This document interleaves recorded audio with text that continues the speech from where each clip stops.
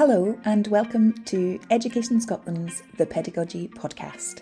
I'm your host, Bex Ewart, and I will be leading us through some really interesting conversations around about pedagogy with a really wide and broad spectrum of educational professionals, children and young people.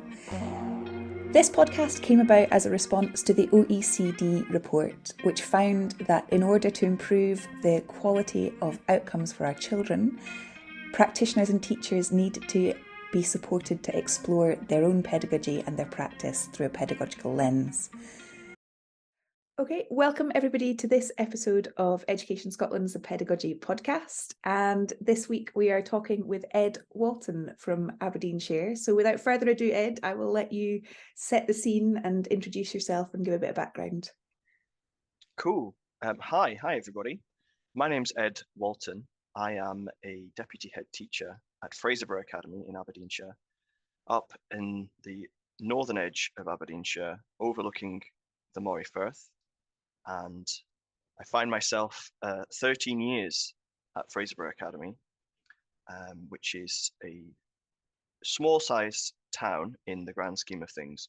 But in the north of Aberdeenshire, we're quite a sizable settlement. We're very mixed, with every different SIMD decile balanced across our school. So it's a real privilege. It's a real privilege to have the entire community coming through our doors.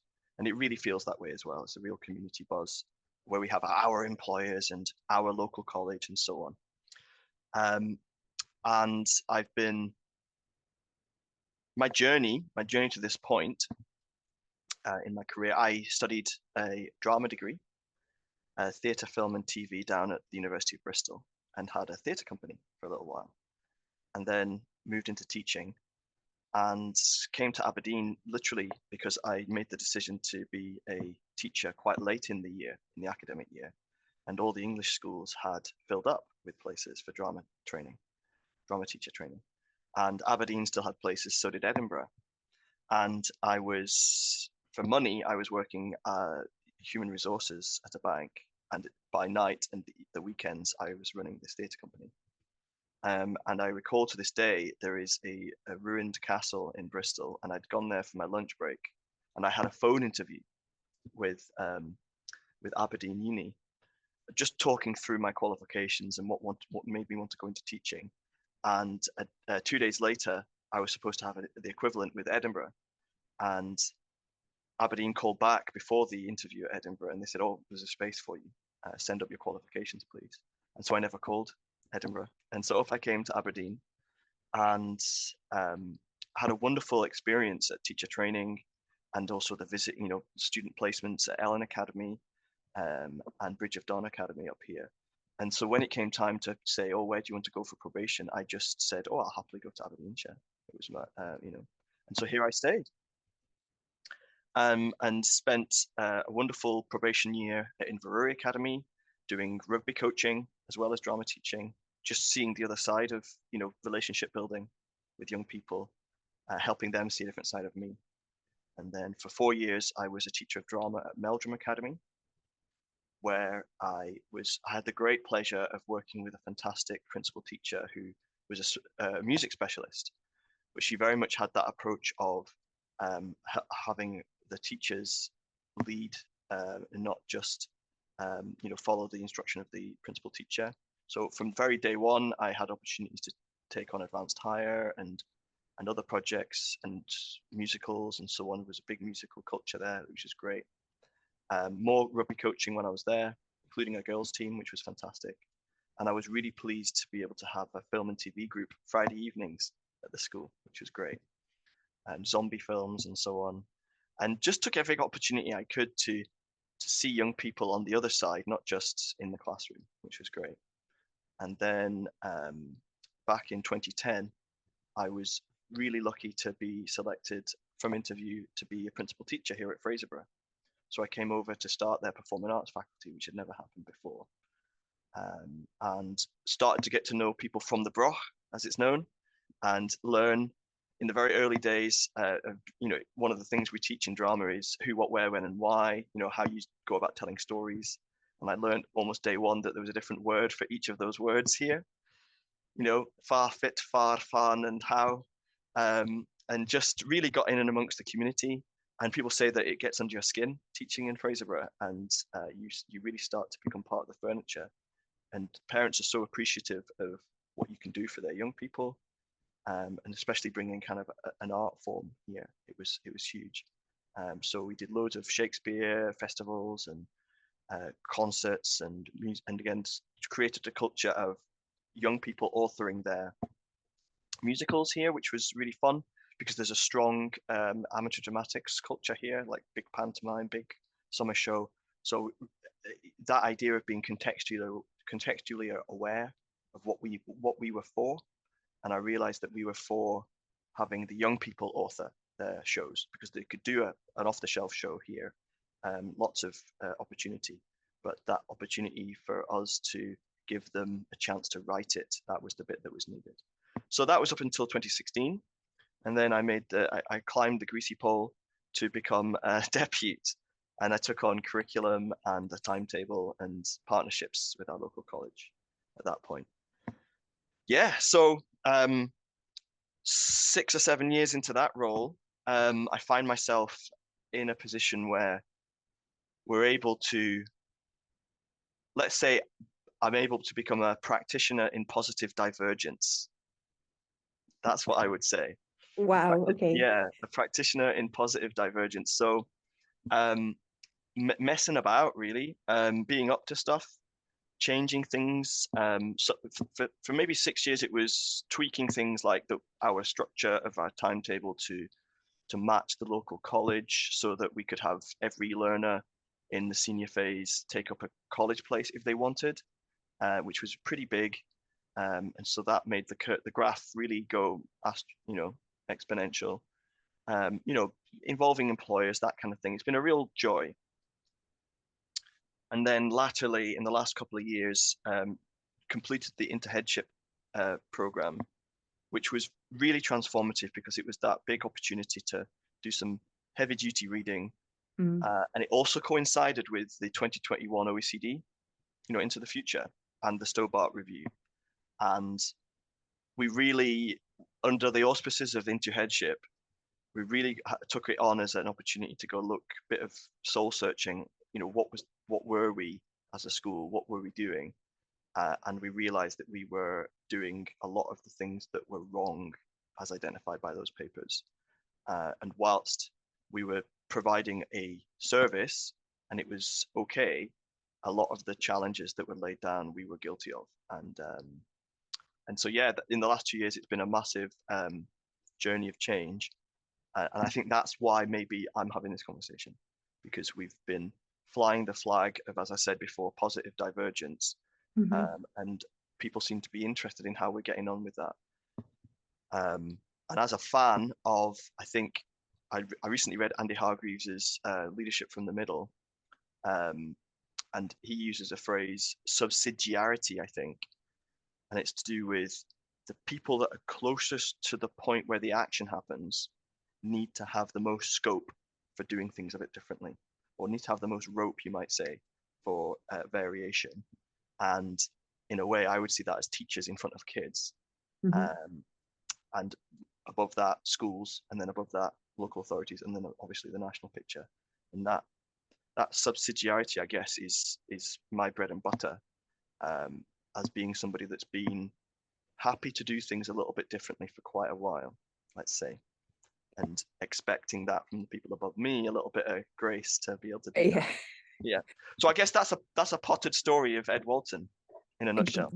Yeah, and gosh, what a lot of places we could go and explore. Yeah. I think I'd like to go back to your practitioner in positive divergence and get a little bit more of a sense around what that means for you. And just in terms of the conversations that we already had, Nicola Narrowa describes herself as a disruptor of educational norms. So I'm this one's going to go in my pocket alongside that one. So yeah, a bit more detail there would be great, please. Yeah, as a nice counterpoint to it, the place where that comes from, I think, is back in 2016 when I first stepped up into being a depute. there was a phrase being used a lot, which was in-school variation. Okay, and this was being used as a challenge, an indictment of how schools could have a problem. And I believe it was coming from a good place, which was that I'm a big fan of Richard Elmore and that school of how do you create positive change in school systems and so on, and his instructional core, which another fan of Santiago Rincon Gallardo, he's a kind of successor of that with his pedagogical core and so on. So I agree with the premises. And one of the things that Elmore used to talk about was how sometimes you could go from classroom to classroom in a school and see a greater degree of variation in quality than you might have going from school to school. Mm-hmm. So two schools might have classrooms that are, you could compare them and go, there's a great classroom here and there's a great classroom in this other school. But then in the same school, you would see very, very different levels of quality between next door to each other. And so there is a problem of teachers not knowing what other teachers are doing. And that led, I think, to this idea of what was called reducing in-school variation, being some kind of a mission for schools.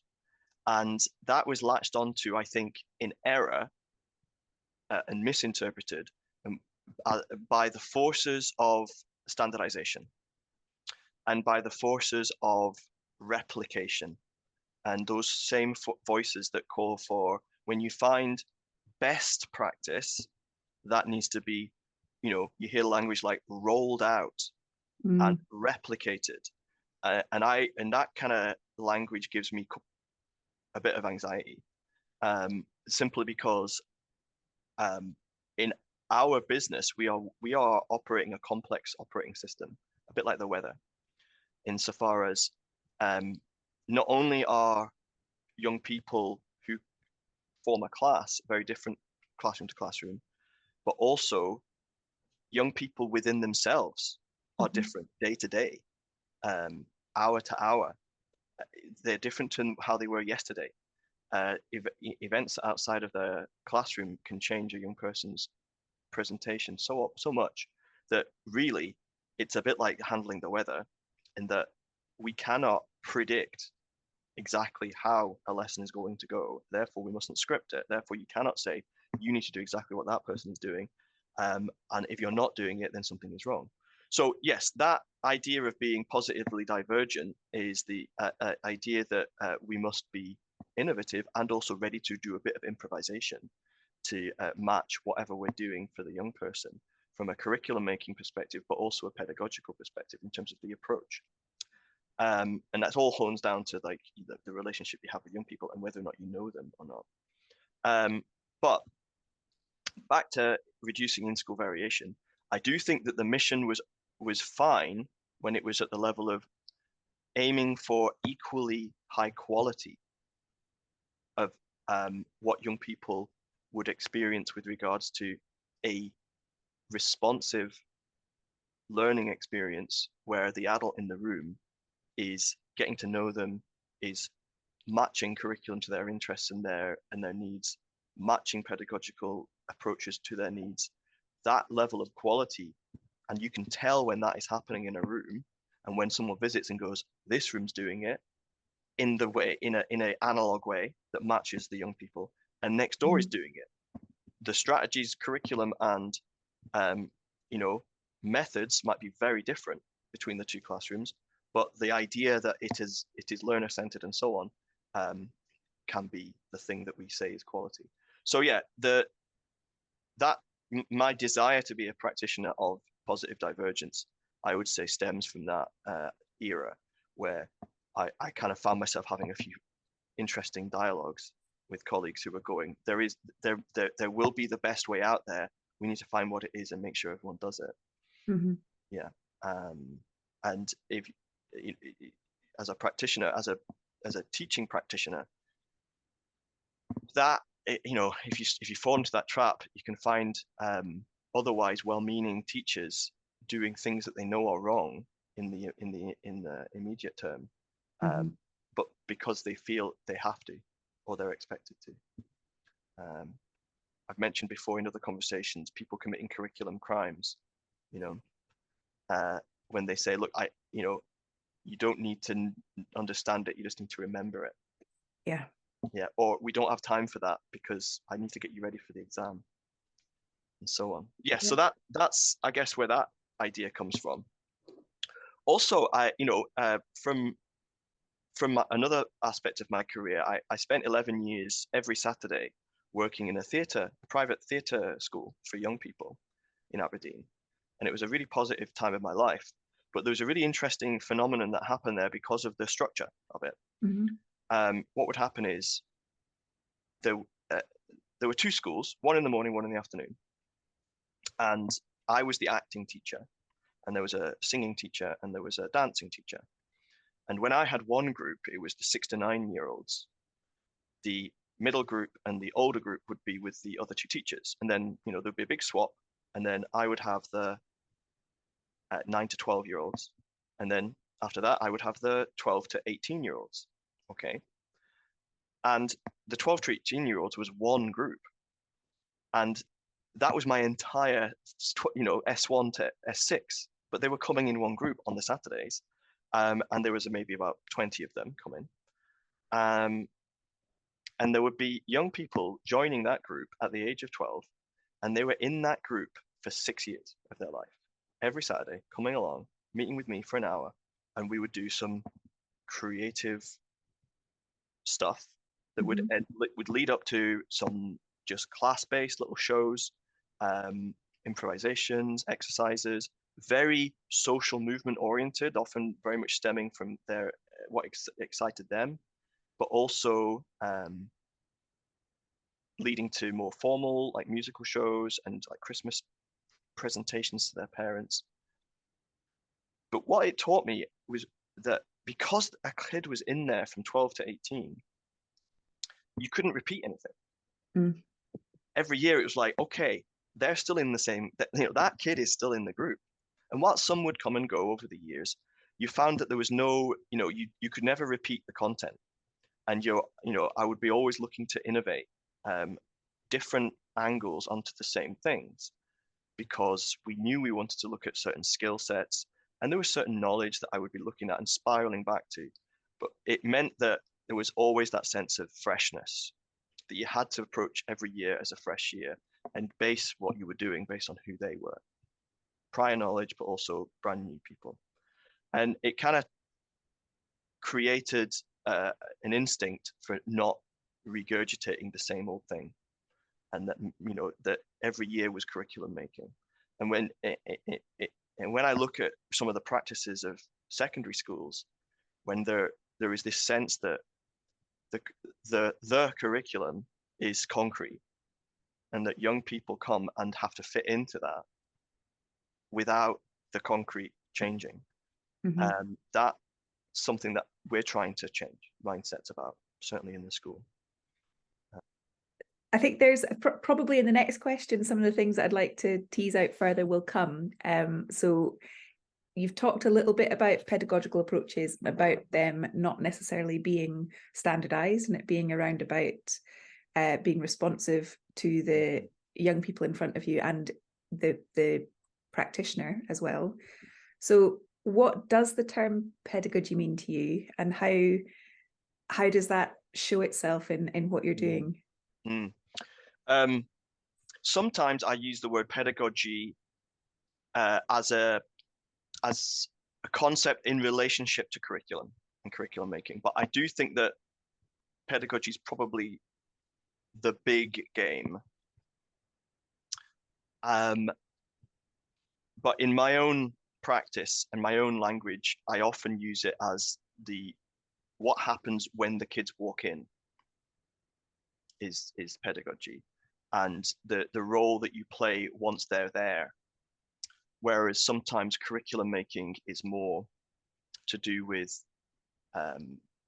mapping together with other teachers, mapping the planned curriculum, and also on your own, the thinking that you do between lessons, and also even in the moment, and this is where there's a bit of a crossover, when the young people are there, if you're realizing this thing that I thought was going to work, the planned curriculum, no, that's not going to work today, and therefore I need to do some immediate curriculum making. Sometimes I call that steering, especially when you're wanting to bring the young people into the dialogue around where we're going, and how we're going to get there. But so sometimes, so the curriculum making umbrella is big because it covers all those things. But then I often use pedagogy to be more to do with the toolbox, as it were, the toolkit of approaches that a teacher can have in order to match and enable a young person to explore some curriculum landscape, as it were. So obviously ahead of today, I did do a little bit of thinking, as you'd expect. So I think it does bring into the world, we do certainly have pedagogy. It starts with a relationship and creating a human connection between a group and an adult or a lead learner. And in many ways, from my background, I find great affinity with the role of a director, a theatre director. And in my opinion, the best theatre directors have a strong idea of what they think is going to work.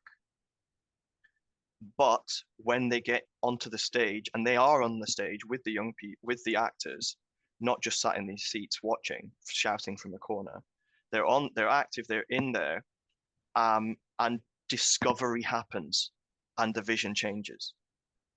You realize maybe some of the ideas that you thought were going to work when you were coming up with your big idea for the show changes. Mm-hmm. Sometimes a great director / teacher goes into role, steps into the learner's role / actor's role, maybe shows a demo, maybe asks the participant to step out and you go in, watch me from the outside and tell us what I'm doing. So that role I would call is pedagogy, where you have an idea, you've got and in the world of theatre we sometimes call it an invitational or an invite. Mm-hmm. And you're going into the space with a group and you're saying, I invite you to try this because I think you'll enjoy it and I think we might get something out of it. And it's very much framed as an invite rather than a diktat. Yeah.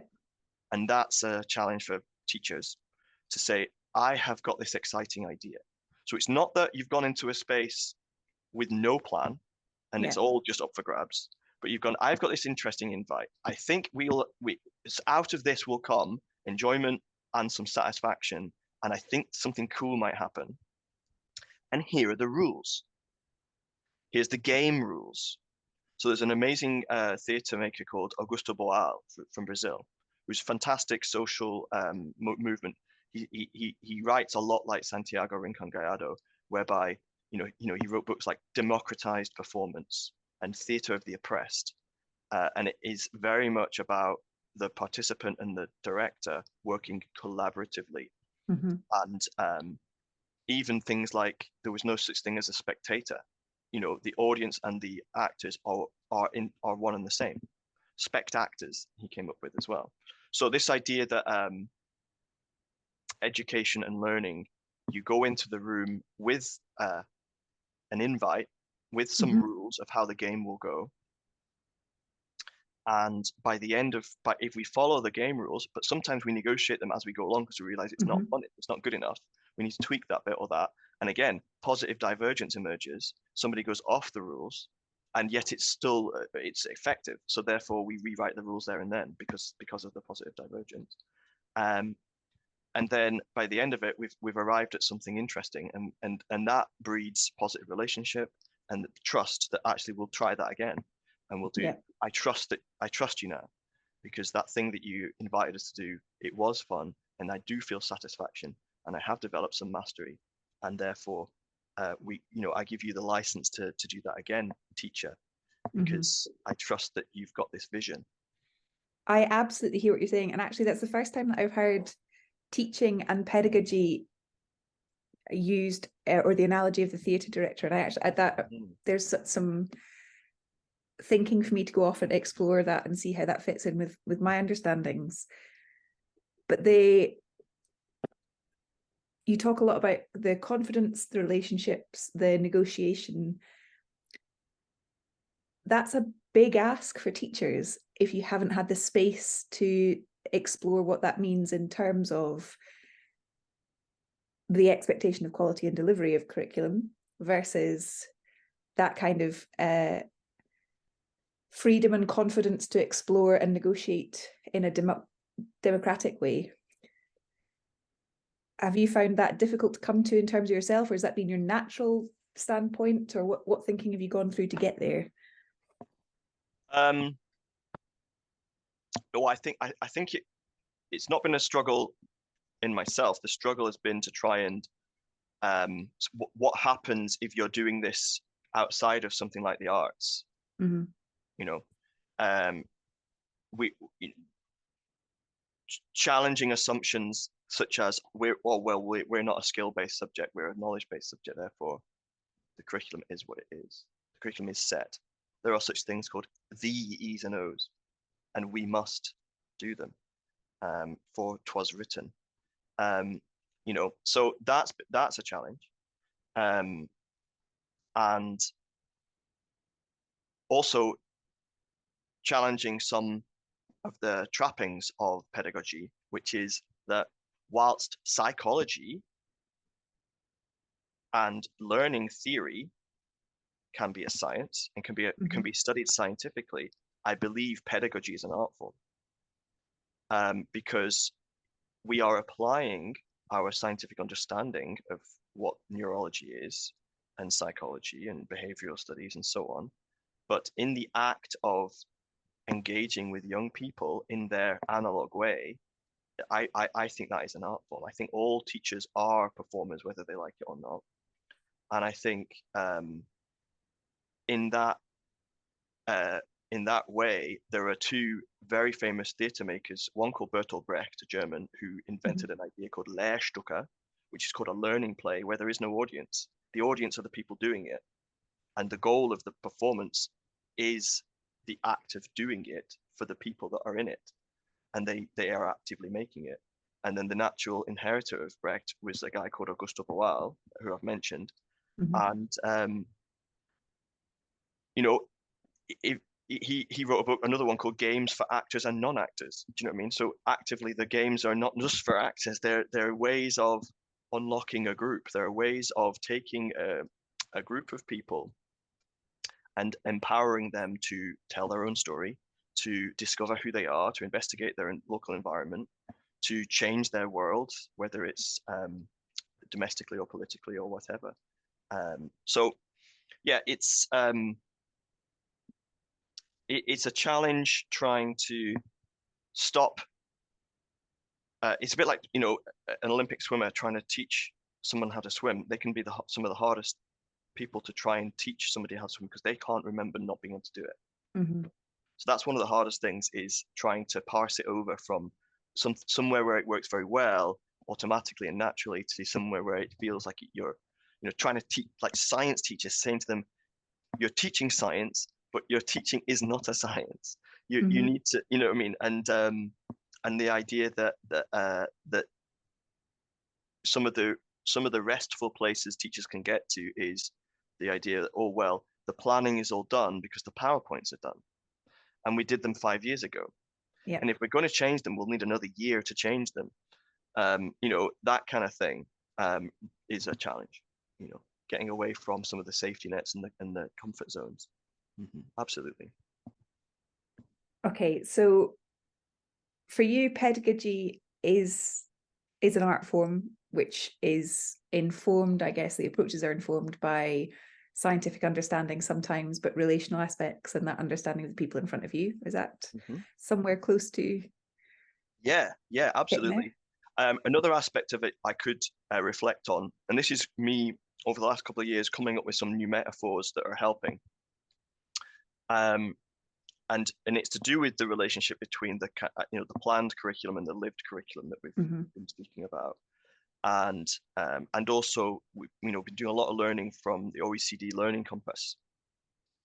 So in fact, our current experimental team in school looking at pedagogy is what we've called compass-led learning. Okay. We're trying to arrive at that vision of the young people being co-agents in holding the compass, rather than them being our passengers and we hold the driving wheel, Yeah. And as a young person walks into the room, it's like, today you are doing this because I said so. And okay, strap in, you're the passenger. Yeah. So, so one of the points I was going to make about pedagogy was this idea: what is our job in that scenario? Is it just hand everything over, walk away, and just watch? I don't think so. One of the roles that I believe young people need us to play is to be the people that know the map. Whilst we might be handing over the compass, we have the map and we understand the map, and we have been on many other journeys with other people. And they need us to have had really insightful conversations with employers. They need us to have really insightful conversations with universities and colleges. They need us to be worldly wise because they're new to this place and they haven't seen the map. So one of the things I think is important and we're thinking about at the moment is, to what extent do we need to be a bit more ready to show the map to young people early on, in a way that makes sense to them at a sufficiently high enough level to then be able to say to them, okay, if this is the landscape that's important, this is what learning matters based on all of our adult conversations about the lay of the land at the moment and where very intelligent people think the world is going in the next 20 years. And you're fresh, you've been excited, you're still growing up. So we don't expect you to have had those conversations, but we have, and it's our job to have had them so that we're then able to give you this map and say, look, this is what learning matters. And so now we've looked at the map together. The question now as a group, us, our little 20 squad, where are we going to go first and how are we going to go? How would you like to explore it? In what way suits you in terms of expressing what you've learned and what you've discovered and what excites you? And also, now that you've seen the map and how big it is for the next year, say, you'll realize why we can't spend all our time here. Yep. In the woods. We can't spend all our time in the woods because we've got to go to the valley and the river later at some point, because that's important too. And I think there's that role as well with pedagogy to be mindful of the limitations, the organic limitations of time, so that we've definitely had a good shot at some of the other parts, and also balance of fairness.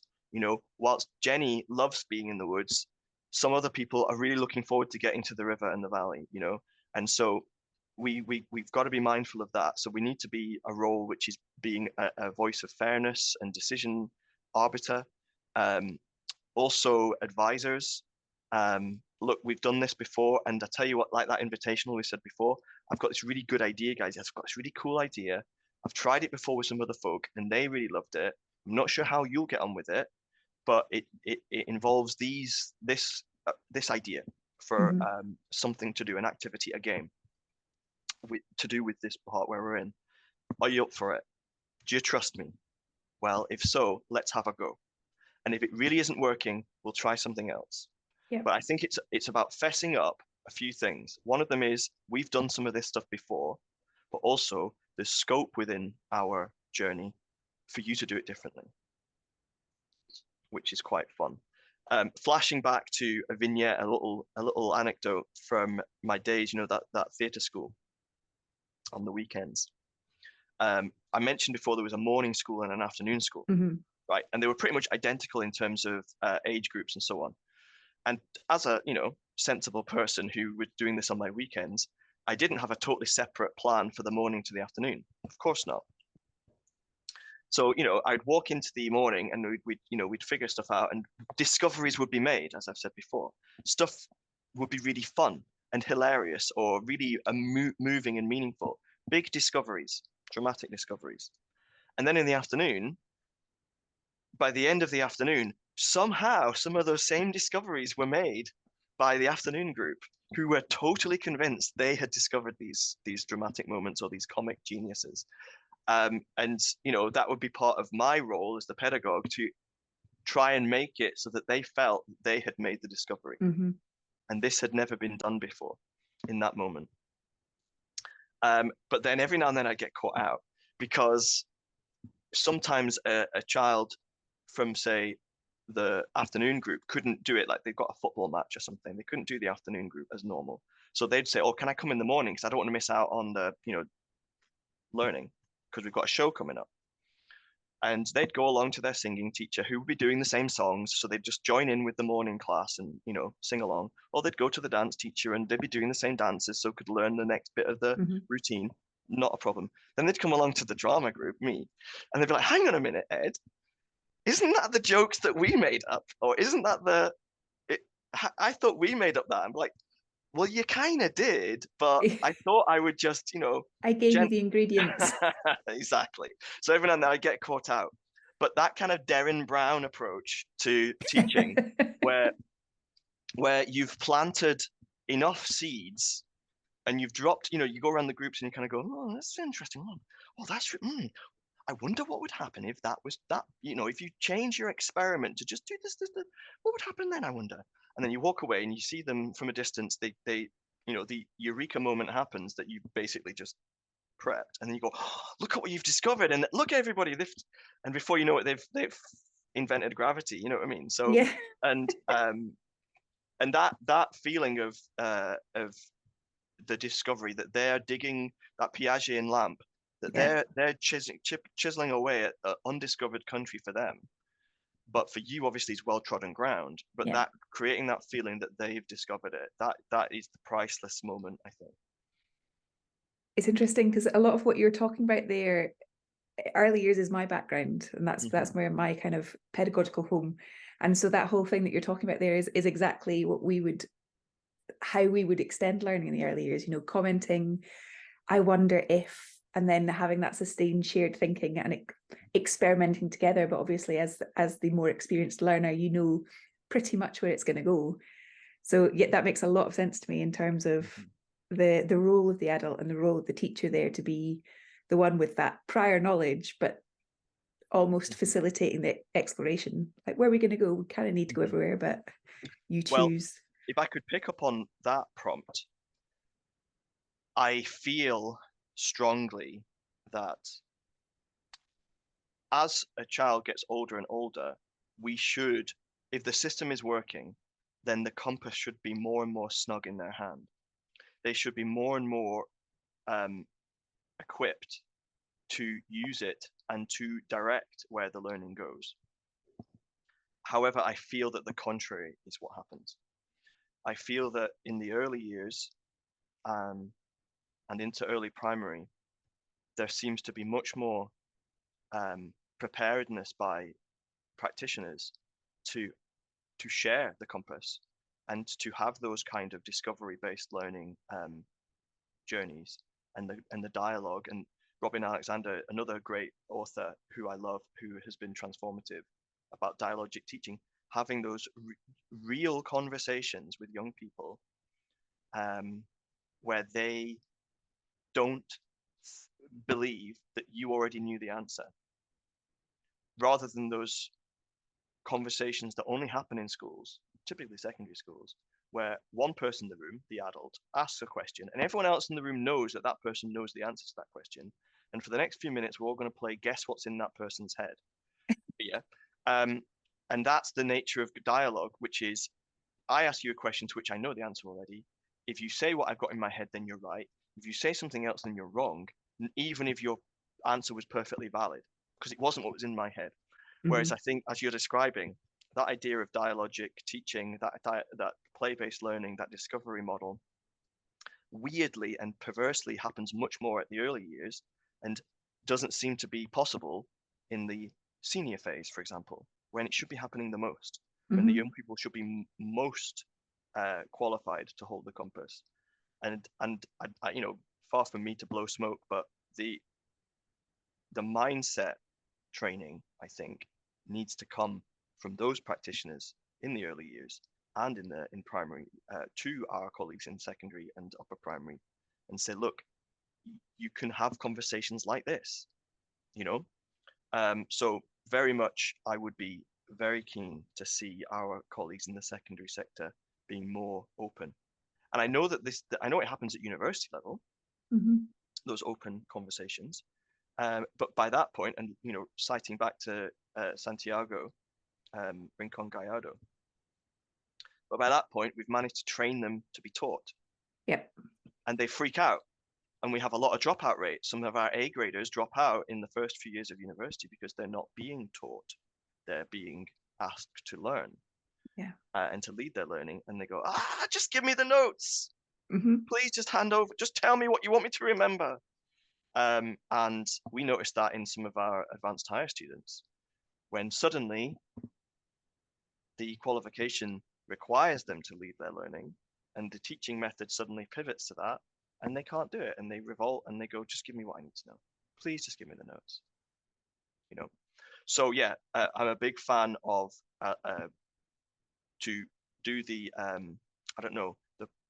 the proverbial slap around the face to our secondary colleagues and go, wake up and learn from our colleagues in the early years. So how, if we were, we've got a year and we're going to put a strategy together about how that would work, what is it that would be the biggest support there? Because it's a big shift that you're talking about, particularly when you're the co-construction. So one thing that's missing is from a whole system change. I think hearts and minds are there. I don't think it's a hearts and minds thing. I think there's work to keep going with hearts and minds, but I don't think you need a big lever to change hearts and minds. I think what we need is practice and examples, and a license. So that's a structural change, a license to be practitioners of positive divergence, to be art form, to be pedagogues as an art form, to be responsive teachers, to approach learning as a discovery. So examples and a license to do that. And I think that at a teacher training level, both teacher training at universities and ongoing teacher training, I think needs to have practicing how to have those conversations. It's odd that in many other walks of life where human beings are service providers or people that succeed in their career when interacting with other people. Think about sales, think about nursing, think about care practitioners. They do intensive role play where they use their fellow practitioners as the service users, and they practice and practice and practice. They practice bedside manner, they practice how to do the where to place their hands in lifting, they practice persuasive techniques, they practice language. But in teaching, it's deemed to be, well, we all know how to do it. We just need to sit in rooms listening to speakers, and we need to discuss at the analytical level, when actually watching other people do it, doing it yourself with repetition and feedback, role play, I'd say that's where it's at. But then again, you know my background. The other thing is, we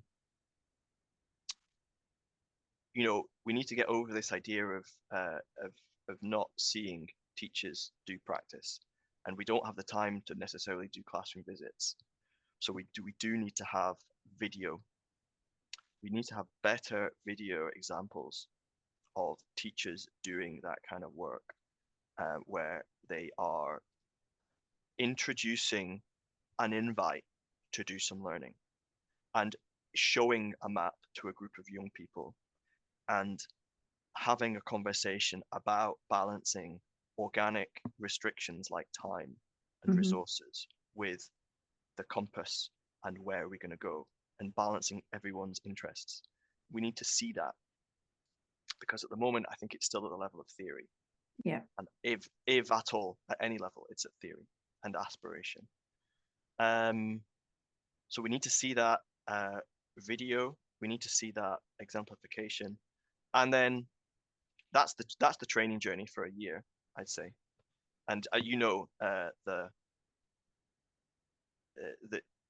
as you can probably suspect from a secondary perspective, the power of high stakes end of year exam driving everything else. Yeah. That's the thing that needs to change.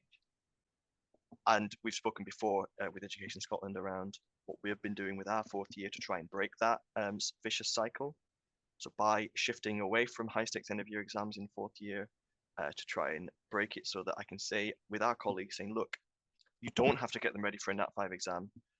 What we need to do is get the young people growing and achieving, no matter what, in every lesson. And that requires that relationship, that requires that contextual understanding, that requires that curriculum making, that requires that compass-led learning. And so that's the journey. And I fear that it's the high stakes end of year exam culture and the performativity culture in secondary schools that has driven away what would otherwise be open hearts and minds. In other words, what teachers knew they wanted to do, but they otherwise don't do because of the performativity culture. And circling back, they remember the reducing in-school variation culture. Everybody has to do the same thing. So I can't innovate, I cannot experiment, and I cannot adapt to the young person, because we all said we do that thing that Sarah does. Yeah.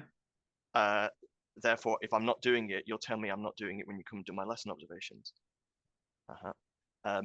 What's the point of doing learning intentions and success criteria if the young people have had no say in making those?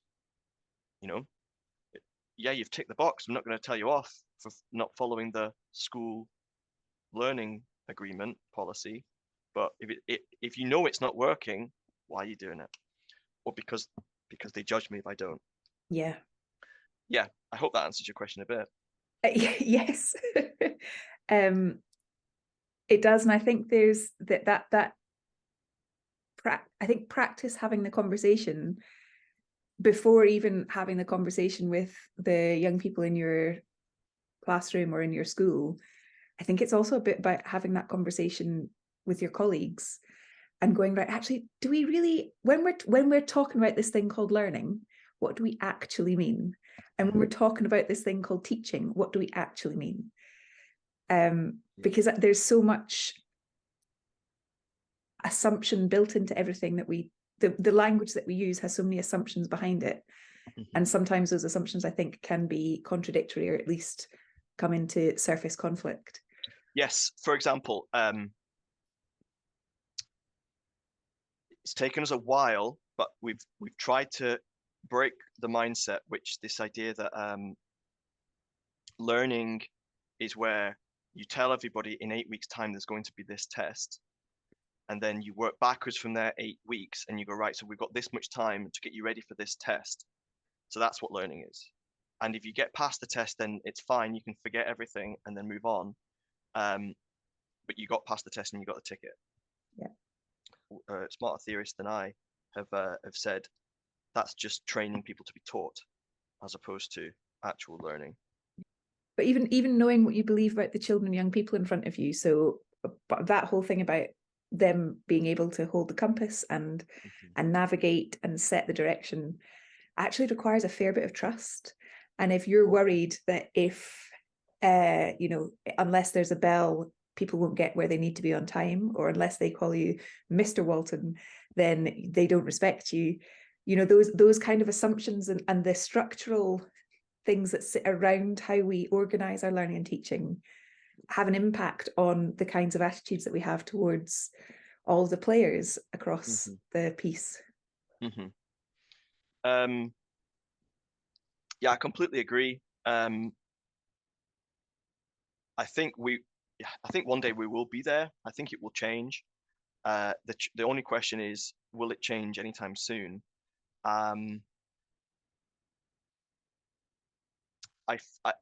For the first time in my career, I sense that there's sufficient external change happening around the rest of the world that Scotland definitely is aware of and seems to be listening to, that some of the industrial models might eventually now change. I'm minded of Ken Robinson, like almost 20 years ago, talking about creativity in schools and how much creativity is driven out of kids by schools, and that even in the early days of Curriculum for Excellence, talking about the dip after P7 into S1, and everyone racking their brains about why does that dip happen, and everyone's saying, oh, it's because of number of teachers in first year or other such things, and the shift to subjects rather than just project-based learning and all this kind of stuff. But actually, that journey of a young person becoming less and less creative the older they get, and being more and more taught or needing to be taught, seems to be heavily to do with that, and becoming institutionalized the further they get through it. So I do hope that next year will be my 20th year in education as a qualified teacher, and I hope that we will start to see an erosion of some of those industrial trappings, those Victorian models like you're so describing.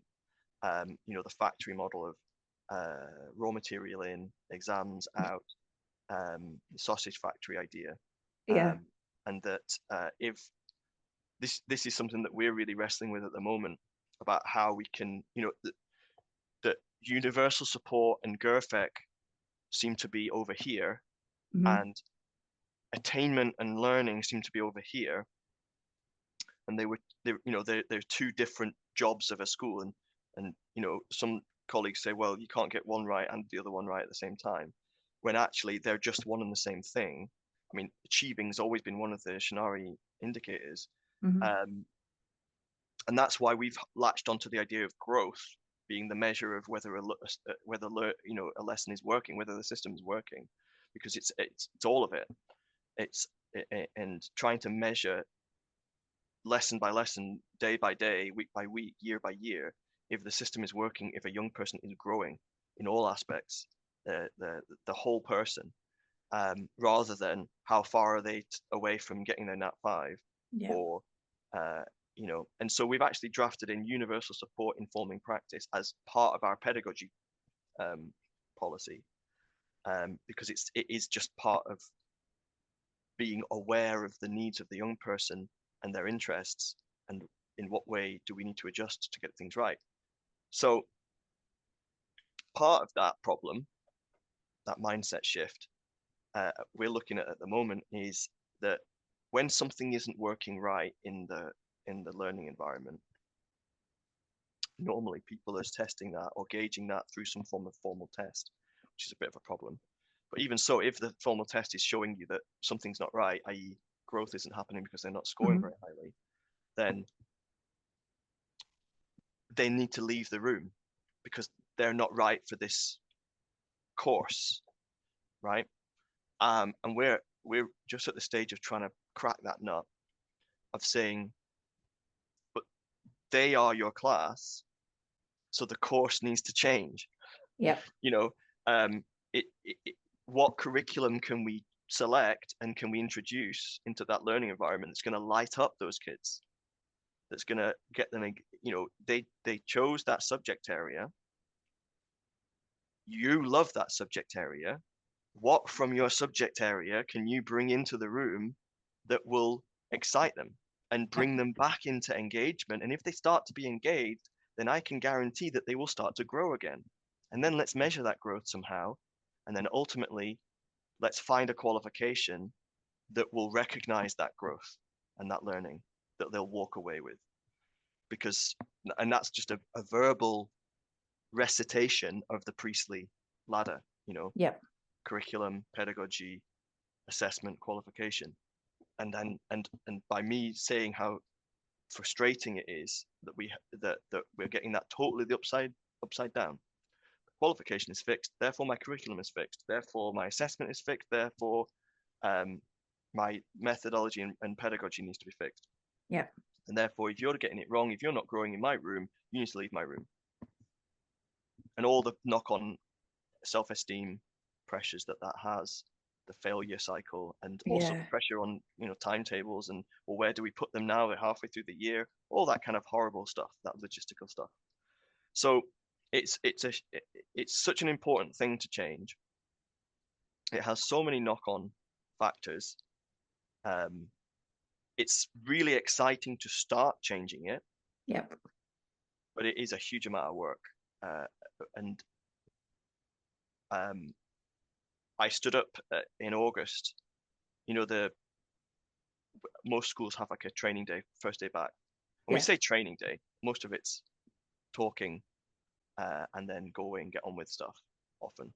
But we are trying to have it more hands-on, more actually training to get better at the thing that we do. But one of the things I said when I was laying out some of the improvement agenda for this year was that the people in front of me were trusted. They're trusted teachers. Mm-hmm. And that an awful lot of what we're talking about here relies on practitioners to be the decision makers, and that subsidiarity, as I said before.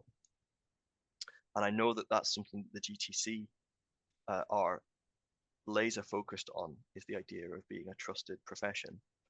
We presume that trust first. So first of all, you're trusted, so get going. But also, the more times, as I said before, the more times you go into a room with your cards on the table saying, here's an opportunity I've got for you. It's an invite. Here is the map. This is a game, as it were. We could call it an activity or a journey. And I think if we were to try this, A, you would enjoy it. B, we'd achieve something. I think, having gotten to know you, this is right for you. What do you think? Are you up for it? Yeah. Let's try it. The more that cycle happens, where we actually put our cards on the table, the more the trust will grow with the stakeholders, the young people and their parents. Yeah, so that is a key message that I gave to the colleagues at my school, is that they are trusted teachers. And the other message I gave was, I invited them to, in this era of change, where we're inviting them to think again about a lot of their practice. Mm-hmm. I asked them to, just for a second, go back to that moment when they got the letter from the university, wherever they trained, saying, you're going to be a teacher. Yeah. You're admitted to this university to be training, whether it was a 4-year B.Ed or whatever, or whether it was a 1-year PGD, whatever it was. When you got that letter saying you're going to be a teacher because you've been admitted, and we trust that you will do well, and so on. And that, what was in your mind about who you were going to be? What picture did you have in your head about what it was going to be like working with young people with your specialist area that you were excited with, that you were in love with your subject area, whatever it was? What did you picture it was going to be? And what was that fire you had in your heart? And I said, try and get back to that person. Okay. That thing about trust is coming through in so many of the conversations that I'm having at the moment. Both, I have to say, up until now, it's been predominantly about the adults trusting the children and young people. But like you say, that license and that permission, we need to both trust ourselves, but also know that as a profession, we are trusted. to be able to take this forwards.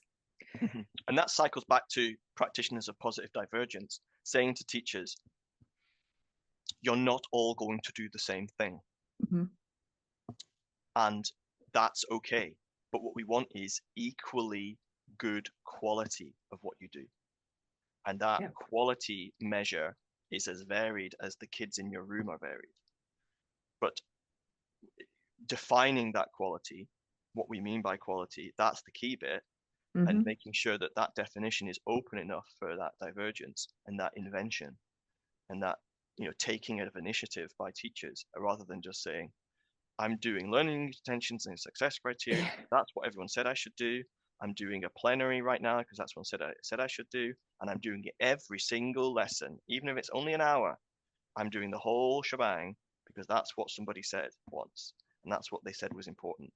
Rather than this group need to get right into the thick of things from the second they walk through the door. Because if I stand up and ask them to look at some slides before we get going, they're going to kick off, right? So I have to launch them into it. I once had a class that were really tricky to get settled. So therefore, trying to get them settled was a non-starter. So settling, I gave up on. And instead, I was like, right, you want to get going straight away? Let's get going straight away. So we went, when they walked into the room, the sound effects were on, the tables were in groups of like island tables. The projector screen said, the floor is the ocean. You need to get off the floor and onto the tables, straight into the room. And then from then on, microphone and instructions were as we went along. And then after about 15 minutes, we paused and we said, what are we learning to do? What are we doing right now? What skills of these 5 skills, which one do you think we're developing? So that idea of just changing the grammar of learning to because maybe this group is a different language. They speak a different language of learning. Come on. And being ready and being happy to do that, figuring out what key is going to unlock and keep changing it until it keeps unlocking them. Yeah. Responsive. Yeah. Okay, so we have gone all around the houses, and I feel as though the questions I was going to ask we've covered anyway. You've given those key messages. So now, Ed, what is next for you? How are you going to change the educational landscape in Scotland and the wider world tomorrow? Wow. Yeah, I saw that message. I saw that question. What next? Okay, well, one way of answering this is what are our next bits of thread that we need to pull on? Because we started with curriculum. Yeah. And we've been pulling on that, and we realized that the entire jumper's falling apart and we're needing to stitch it a different way. So one thing that's next for us is, how do we measure growth? Okay, that's a really interesting one. I'm not convinced that telling a parent or a young person that they're level 3 or that they're level 4 means anything. It might mean something to people in the back office, local authorities, national government, but I don't think it has any meaning to young people, and it doesn't mean anything to parents. We have to always train them about what, is 4 good now, or is 3 good? I thought 1 was good. I don't think measuring growth using that kind of system is any use. I do think that measuring growth needs to be a person by person idea. Where were you? Where are you now? Where are you going next? Yeah. How far have you come? Another question about where next with regards to supporting and challenging colleagues is we've called it organic assessment, which is, in what ways can we assess the lived curriculum rather than the planned curriculum? Yeah. Right? How do we assess what they actually say, make, write, and do, rather than what we thought they'd say, make, write, and do? Because the second we introduce a pre-written rubric, there's a risk that we say, you have to say, make, and write, and do something that's in this rubric, as opposed to what you would naturally otherwise do. Is it that, like we said before, once we've laid out the map and said, look, here's an invitation, here's some rules, are we all in agreement? So at some point along the way, we start articulating, well, how are we going to know if we've succeeded? That idea, that's okay. But how do you then compare the success of that group with another group, and then say, well, how is everyone getting along towards some form of external measure? So that's a challenge that we're not sure what the answer is yet. Organic assessment, and including in that, to what extent, if we're not, I'm not convinced that it's a good use of teachers' time telling a story to parents about the learner's journey. I think it would be much better if the young people told that story and we helped them. So we are looking at learner authored reports. Oh, wow. As an aspiration, and perhaps the role of the teacher in terms of telling the story of the learner is things like giving feedback, but also informing parents and other stakeholders that what do we perceive are barriers to learning that are emerging? Emergent, significant barriers that we've identified now from our particular perspective onto this human being, this larval human, what that means as we look forwards. So, a bit of a diagnostic thing. So that's where I think the role of reporting might go. And but the bigger, colourful report about what journey has been undertaken by the young person, I would like that to be the learner authoring that, obviously supported by teachers. Another one where next is further, experiments with compass-led learning. We are collaborating with the OECD, with Project Infinity, and we've got a team of experimental teachers in the school we've just formed the group of young people who are aware they are an experimental group. And they are aware that they've now seen Santiago's pedagogical core. And I've contrasted that with the old style of the curriculum tells the teacher tells the student, that kind of hierarchy. And we've said we want it to be this triangle where all three are on the same level, and the young people can inform the curriculum and the teacher can inform the curriculum and and so on. And also the idea of they were aware of the idea of compass-led learning. So that group in our school are going to be doing some experiments together, and we'll be using the young people as research authors as well as teachers as research authors. Fantastic. And they're going to be chatting with some schools in Japan who are part of Project Infinity, looking at this question of how do young people lead learning and so on, compass-led learning. So that's going to be a major what next. I'll keep you posted. And finally, the last part. So we've got growth curriculum, organic assessment, we've talked about compass-led learning. And the last one, especially secondary school focused, is honing in on what it means for teachers to co-author qualifications. That's a big one. We've started, but what it means for teachers to put together units that allow us to teach what matters. Yeah.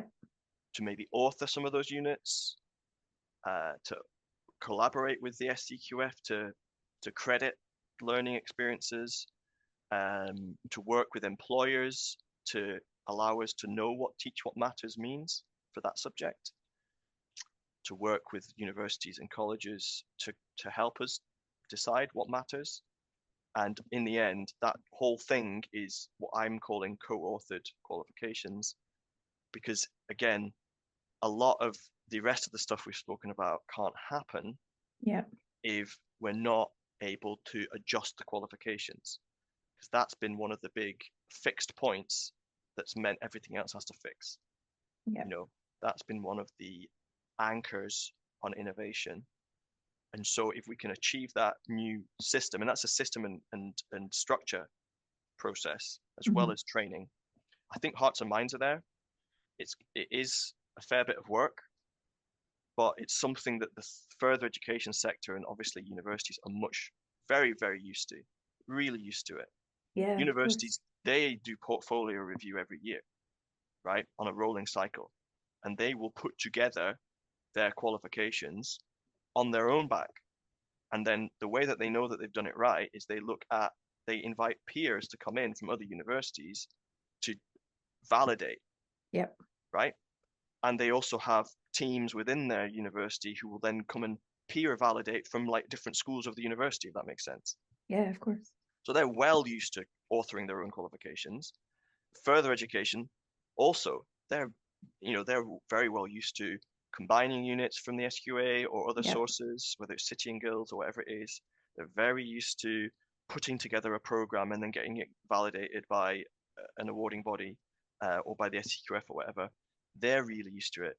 But secondary education, nah. It's just bog standard, off the shelf, NQ, National 5, National 4, higher, advanced higher. There are some schools that are early ambassadors of SCQF, but even so, they're taking things like NPAs, that it's already made. It's that idea of actual schools and regions, like, for example, my own region of Aberdeenshire and Aberdeen City. For us, geology, renewables, massively important qualifications that, I mean, geology, we're the only school, I think, in Scotland that are now doing a qualification in geology. Anyone listening to this podcast, I'm very happy to be proved wrong, but I'm listening to my geography teacher. And it's mad for us not to have geology on the books in this region. Yeah. Renewable energy, we need to be able to put together something that is regionally relevant. So I would argue that, like, places like ours, Moray, Highlands, Aberdeenshire, Aberdeen City, even I know Angus, there's huge developments going off the coast there, would want to maybe have a team authoring a renewables course that's a bit more fresh, a bit more relevant, a bit more up to date, a bit more local touch. That can, as I say, that if we are in touch with local employers and so on, we can take on board what they think matters, what learning matters, and then we can go, great, let's pass that over. Anyway, so those are the big four for me. Our growth curriculum, on it goes, compass-led learning, organic assessment, and co-authored qualifications. I am so excited about all of those, particularly the co-authored qualifications. I would really love to catch up with you properly about that offline, because that's very interesting indeed. Yeah. So we've done the chat now, and now the really important question comes. You have 2 spots on our playlist. Cool. What 2 tracks are going to go on there? Okay. My 2 Desert Island teacher discs. One of them is thematic, and the other one is therapy. Okay. So the thematic one, anyone listening to the lyrics will nod and go, yeah, of course.